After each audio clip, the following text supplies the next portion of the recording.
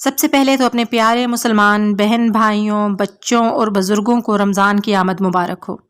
آج کی ویڈیو سے آپ کو ہیلپ ملے گی کہ آپ رمضان میں اپنے اوقات کو مینیج کر سکیں اور اس سے زیادہ فائدہ اٹھا سکیں۔ رمضان المبارک کی آمد کے ساتھ ساتھ رمضان سے جڑی تمام تر خوشیاں، مصروفیات اور خواہشیں سب کی زبان پر ہیں۔ خواتین کا رمضان شروع ہوتا ہے سحری اور افطاری کی فکر سے اور ختم ہوتا ہے شاپنگ اور عید کی خریداری پر۔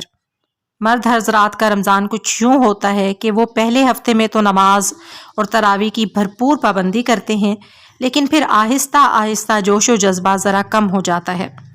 جب رمضان کا اینڈ ہوتا ہے تو ان کی یہ حسرت ہی رہ جاتی ہے کہ یہ رمضان بھی جلد گزر گیا اور اس میں بھی وہ کوئی خاص عبادت نہیں کر سکے۔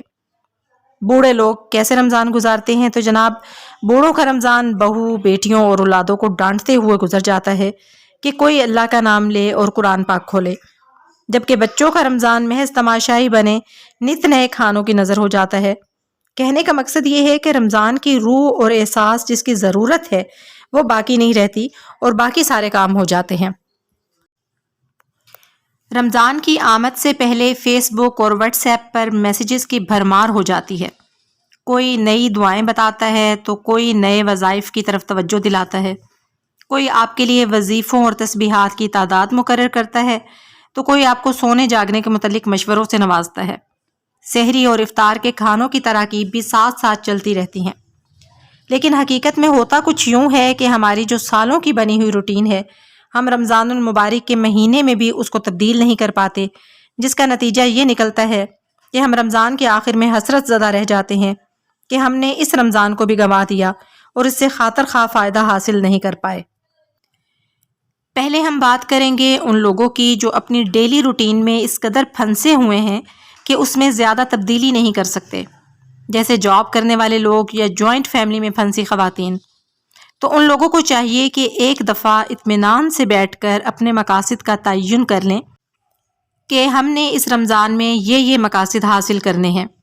اس سے ان کا کانسیپٹ کافی کلیئر ہو جائے گا۔ مقاصد کم ہونے چاہیے اور واضح۔ مثلا جو لوگ نماز نہیں پڑھتے، ان کا پہلا مقصد یہ ہونا چاہیے کہ اس رمضان میں ایک نماز بھی نہیں چھوڑنی۔ اس کے لیے کرنا صرف یہ ہوگا کہ اذان ہوتے ہی سب کام چھوڑ کر نماز کے لیے اٹھ جائیں۔ اگر اس رمضان میں نماز کی پابندی حاصل ہو جائے تو یہ ایک کامیابی ہوگی۔ دوسرا مقصد جو کہ صاف اور واضح ہے، قرآن پڑھنا، کیونکہ رمضان قرآن کا مہینہ ہے تو کم از کم ایک پارہ روزانہ پڑھنا تو لازمی ہے۔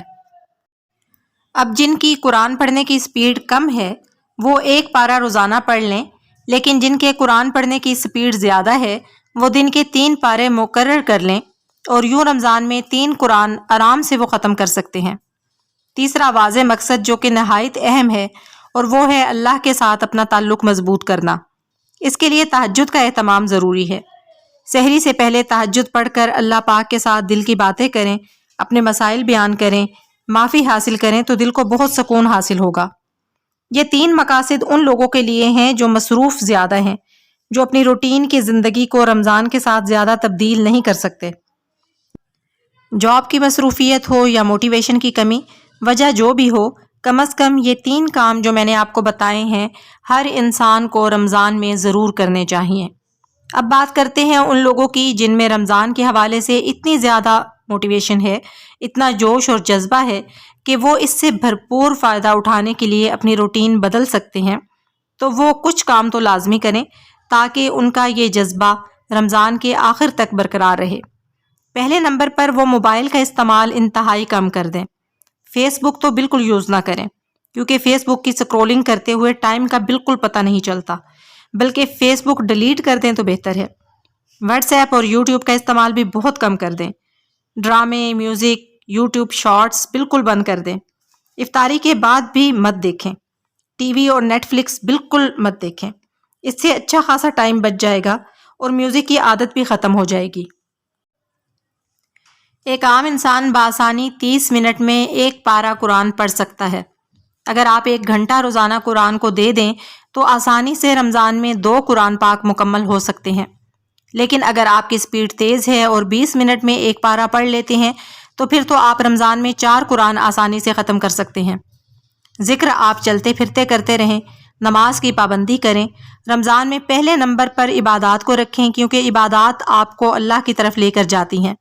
اس رمضان میں اللہ کو پانے کی طرف توجہ دیں اور وقت ضائع کرنے والی ساری چیزوں کو مکمل طور پر چھوڑ دیں۔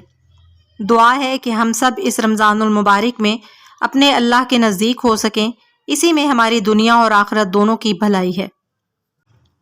اگلی ویڈیو میں ملتے ہیں انشاءاللہ تعالی۔ فی امان اللہ۔